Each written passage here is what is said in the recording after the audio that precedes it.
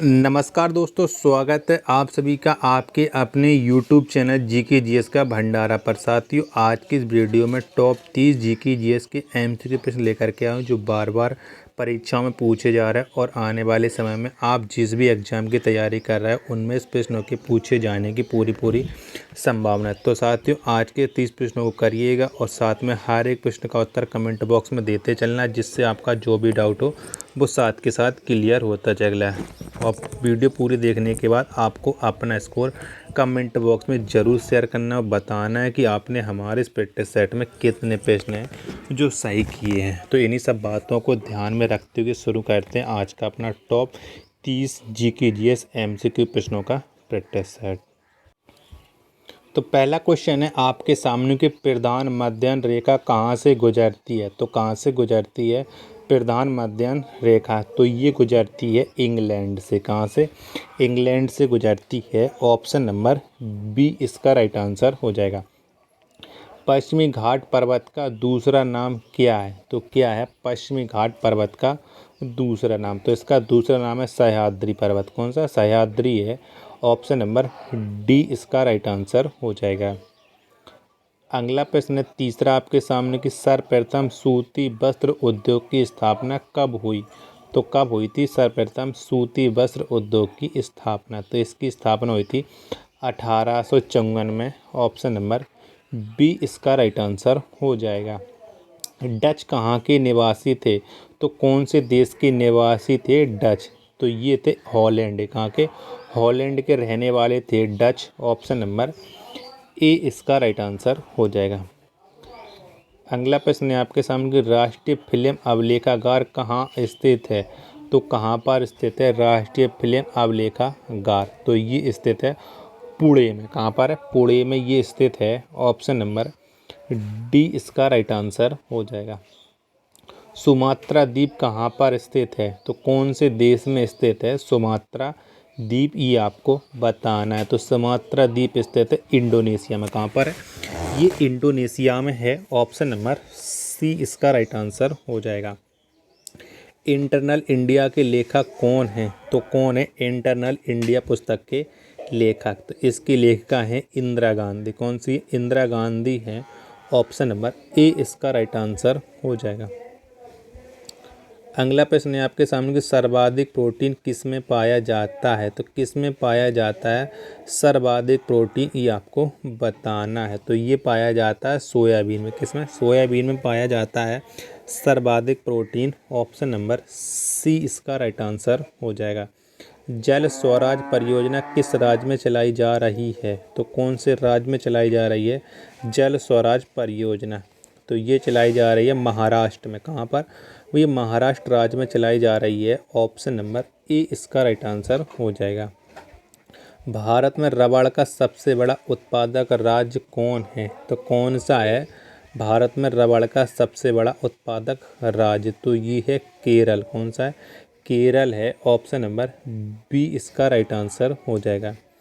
संगमरमर कैसी चट्टान है? तो कैसी चट्टान है संगमरमर? ये आपको बताना है। तो ये है रूपांतरित चट्टान। कौन सी है? ये एक रूपांतरित चट्टान है संगमरमर। ऑप्शन नंबर सी इसका राइट आंसर हो जाएगा। महारानी विक्टोरिया को भारत की सामग्री कब घोषित किया गया, यानी रानी कब घोषित किया गया था?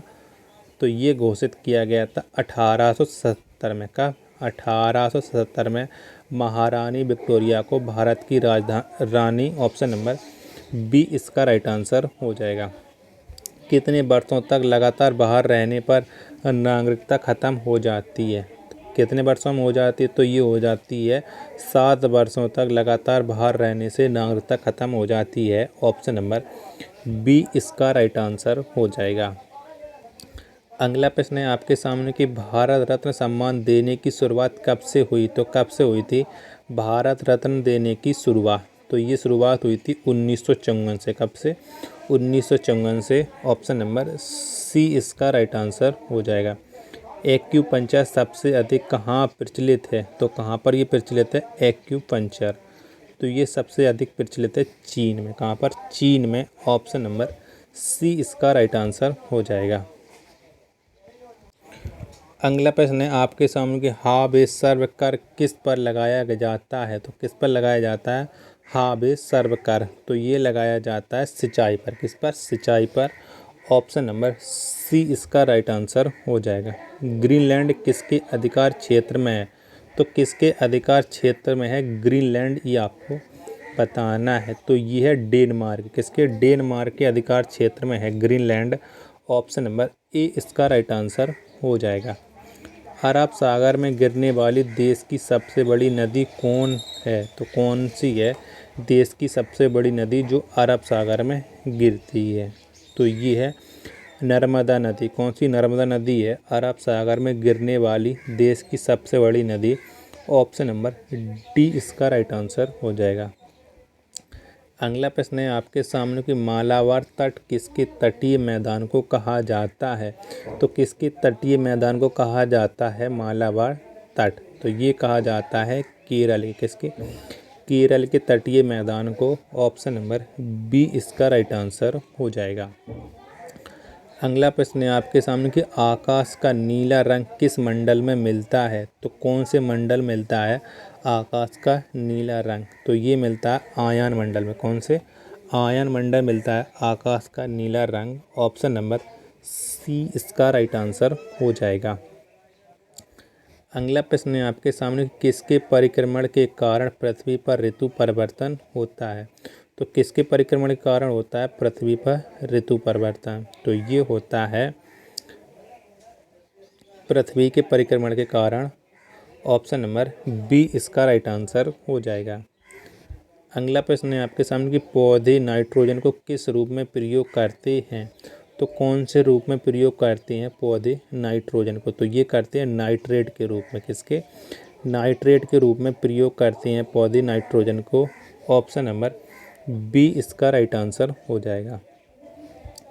अगला प्रश्न है आपके सामने कृत्रिम उपग्रह छोड़ने वाला प्रथम देश कौन है। तो कौन सा है प्रथम देश कृत्रिम उपग्रह को छोड़ने वाला। तो ये है रूस। कौन सा? रूस है। ऑप्शन नंबर सी इसका राइट आंसर हो जाएगा। अगला प्रश्न है आपके सामने कि तारों का रंग किस पर निर्भर करता है। तो किस पर निर्भर करता है तारों का रंग। तो ये निर्भर करता है ताप पर। किस पर?